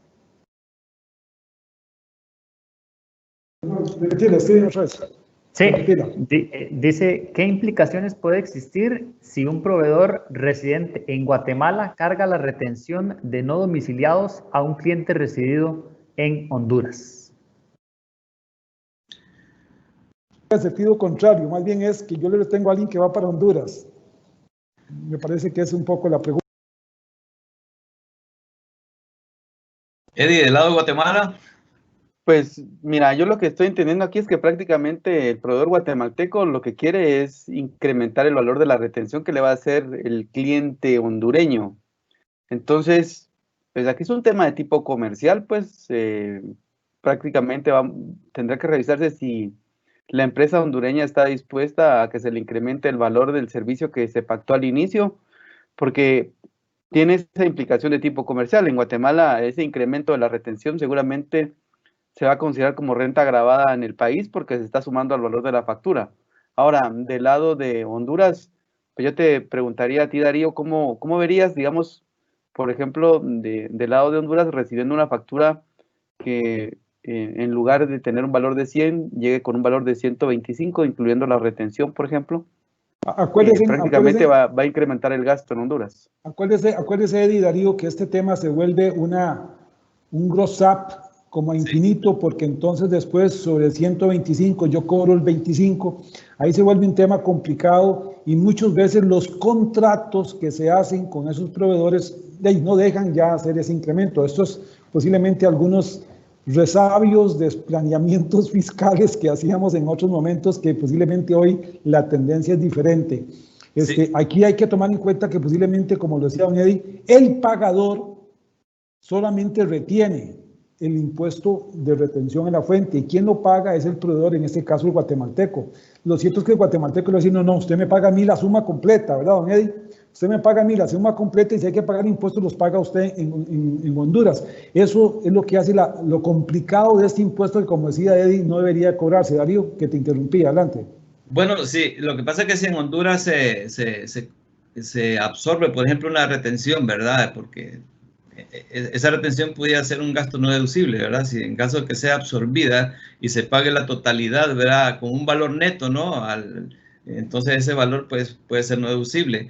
Ahora, si el servicio está bien justificado, la retención pues estaría justificada. Obviamente desde el punto de vista fiscal, el servicio o la venta, si está bien documentado, con contrato claro, etcétera, etcétera, esa retención pues está obligado en Honduras a hacerse y enterarse al fisco, ¿verdad?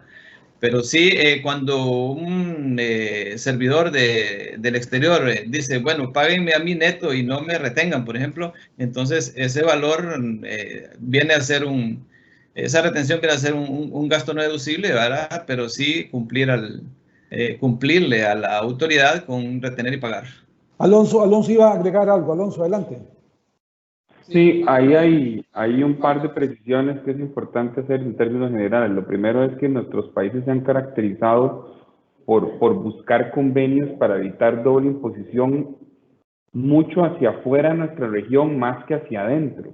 Y tenemos ciertos casos de que tenemos convenio con México, con Argentina, con Chile, con España, y nos ha costado tener un poquito de integración en esos convenios tan claros para evitar doble imposición y con nuestros propios vecinos centroamericanos. Y una de las cosas que es curiosa con eso es que la mayoría de convenios para evitar doble imposición tienen cláusulas sobre cómo se tiene que manejar este tema de retenciones en ambos países.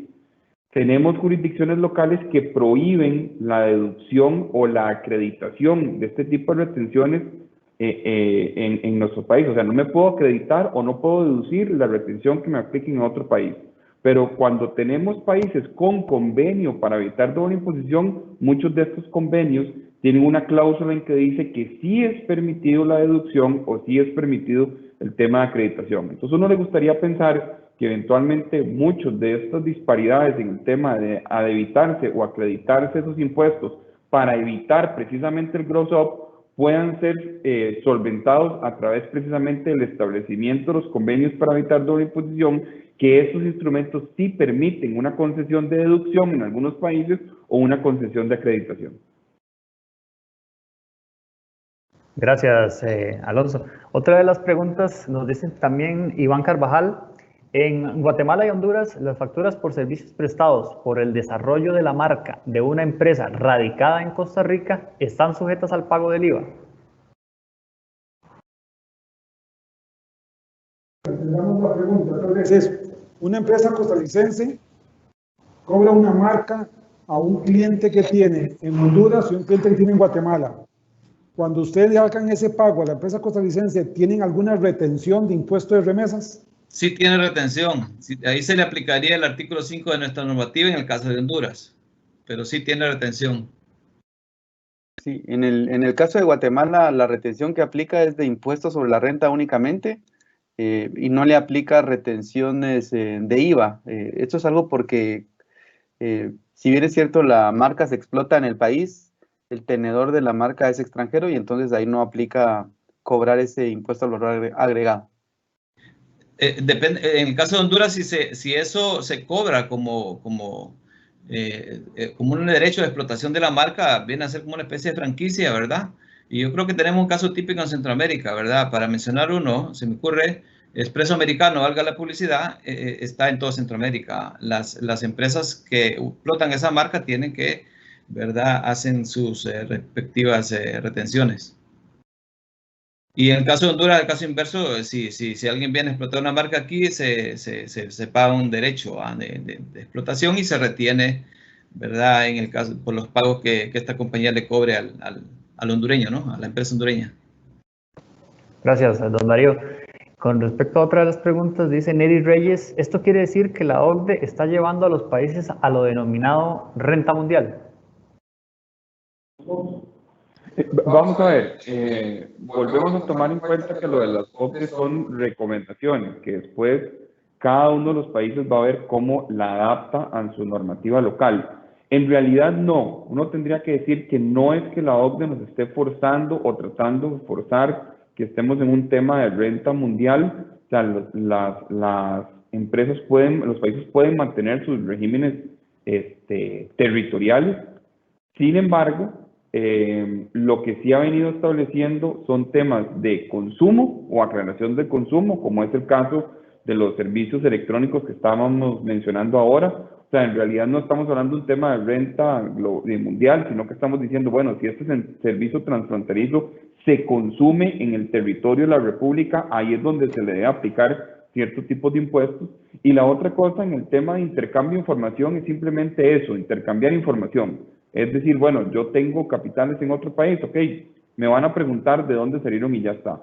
Pero los países se siguen reservando el derecho de decidir si tienen una renta mundial o tienen una renta territorial, que existe inclusive mucho país miembro de la OCDE muy antiguamente que mantiene al día de hoy regímenes meramente territoriales. O sea, no es que la OCDE pueda forzarnos a movernos a un tema fiscal, sino a ellos lo que le interesa es que al final de cuentas las actividades de cada empresa, de los grupos, pues se graben localmente donde tengan que ser grabados y no que anden huyendo a través de ciertos tipos de esquemas por ahí. Gracias a Alonso por la respuesta. Y una de las últimas preguntas dice, en Guatemala son deducibles del ISR las retenciones practicadas por los clientes en El Salvador, Honduras, Nicaragua, Costa Rica, etcétera.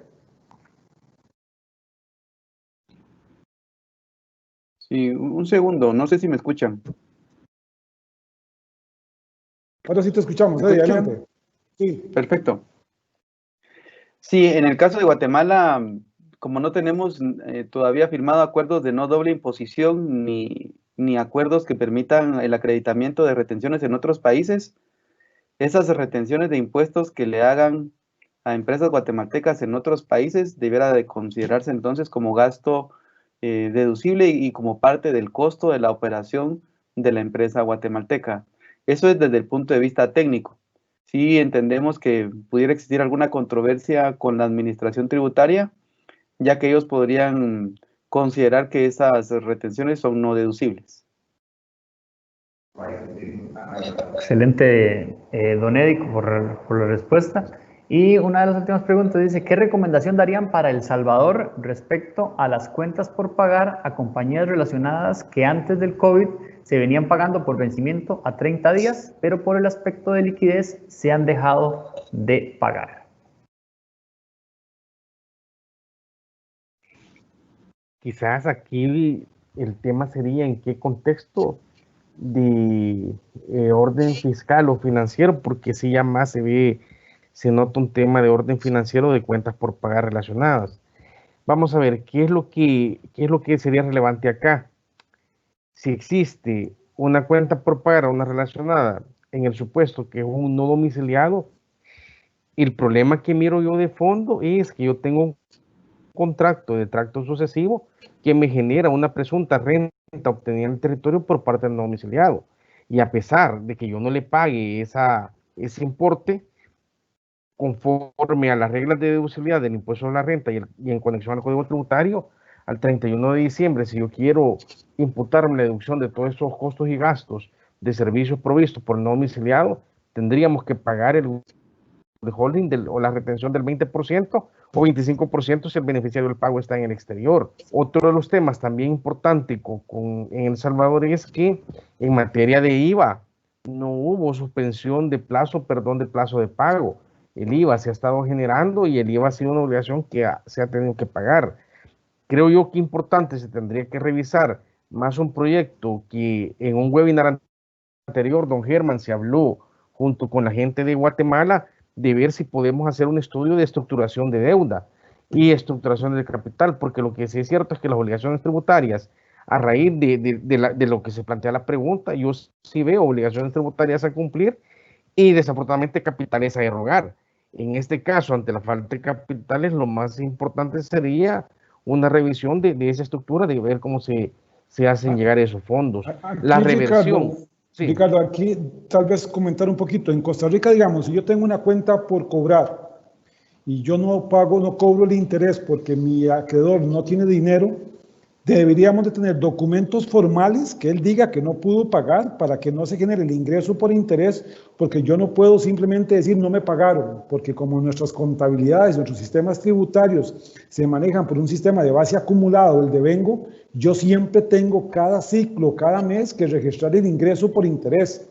Es decir, que tendríamos entonces que tener una condición tal con el COVID-19, un contrato que diga que realmente le condoné el interés o se lo pasé para que me lo pagara más adelante, pero debe haber algo bien formal, porque si no la Administración Tributaria no va a creer que usted condonó esos intereses y le va a decir usted tiene un ingreso por interés y tiene que venir a pagarme ese impuesto. Ricardo, por ahí también puede verse el tema, ¿cierto? En efecto, Germán, una de las salidas podría ser la salida a los contratos para no reconocer el ingreso, pero hay una particularidad. El problema es que los servicios se han devengado y una vez confirmada la materialización de los servicios, el devengamiento, hay un problema que el pago viene siendo un tema adicional. Creo que sí es importante pues revisar el tema y nosotros hemos comentado, las gremiales deberían de hacer alguna gestión a la asamblea para equilibrar y modificar estas condiciones de COVID que en el aspecto tributario no se han hecho. Muy buena iniciativa de Costa Rica, que eso se podría replicar para congelar el tema del devengamiento a raíz del no pago, Germán. Correcto. Nada más una pregunta para terminar con Silvio y con don Mario, Nicaragua y Costa Rica.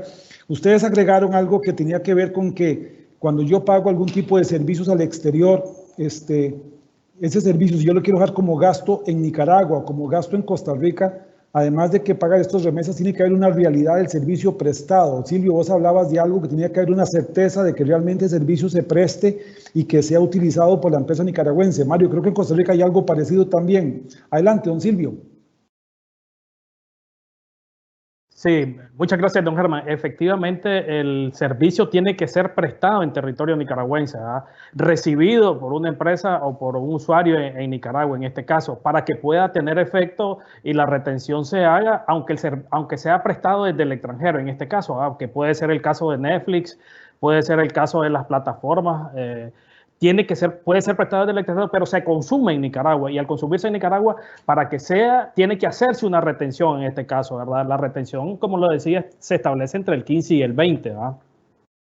Mario. Sí, efectivamente, en el caso de nuestro país, el análisis hay que hacerlo en dos vertientes. La primera es si el pago de ese servicio implica una renta de fuente costarricense, en cuyo caso, en tesis de principio, estaría afecto al impuesto de remesas al exterior. El segundo análisis es que una vez hecho esto y determinado si debe o no practicarse la retención, pues debe valorarse si el gasto efectivamente es útil, pertinente y necesario para la generación de ingresos gravables. Esto es importante porque en muchos países, con solo practicar la retención, ya se garantiza la deducibilidad del gasto. En Costa Rica no es así. La primera discusión, si yo no pago el impuesto y hay que pagarlo por una disposición expresa del artículo 9 de la ley de renta, el gasto no sería deducible porque no se practicaron las retenciones de ley. Pero el hecho de que se haya practicado la retención de ley no garantiza que el gasto sea deducible per se. Entonces, esa segunda valoración, en esa otra vertiente, es indispensable hacerla. Ya sea que esté afecto o no, hay que siempre valorar si el gasto es necesario, útil y pertinente para la generación de ingresos gravables, en cuyo caso eso me daría la deducibilidad con independencia de que se haya pagado el impuesto de remesas al exterior asociado. Bien, muchas gracias. Yo creo que hemos dejado aquí las preguntas, porque no vamos a seguir toda la tarde con este evento, y realmente ya tenemos 1 hora y 50 minutos. Yo creo que ha sido un evento muy valioso, hemos dado mucha información, la parte introductoria con Alonso, toda la parte teórica del tema de lo que es la fiscalidad internacional, y con estas preguntas que hicimos creo que hemos aportado muchísimo al empresariado centroamericano para que pueda tomar decisiones más conscientes y pueda tomar también la información necesaria de las oficinas de Grant Thornton en cada país, donde puede ir y recibir una excelente asesoría que le permita mejor la planificación de sus negocios en cada uno de nuestros países. Vamos a pasar con Steven para hacer el cierre, y muchísimas gracias a todos. Adelante, Steven. Gracias, don Germán. Sí, de parte de Grant Thornton en toda su región centroamericana, ha sido un placer estar con ustedes en el webinar del día de hoy. Recuerden que si quieren observar, repasar algunos de los detalles que todos los especialistas dijeron en este webinar, lo pueden encontrar en el canal de YouTube de Grant Thornton Costa Rica. De parte de Grant Thornton, esperamos que tengan un muy buen día. Gracias, buenos días a todos. Gracias.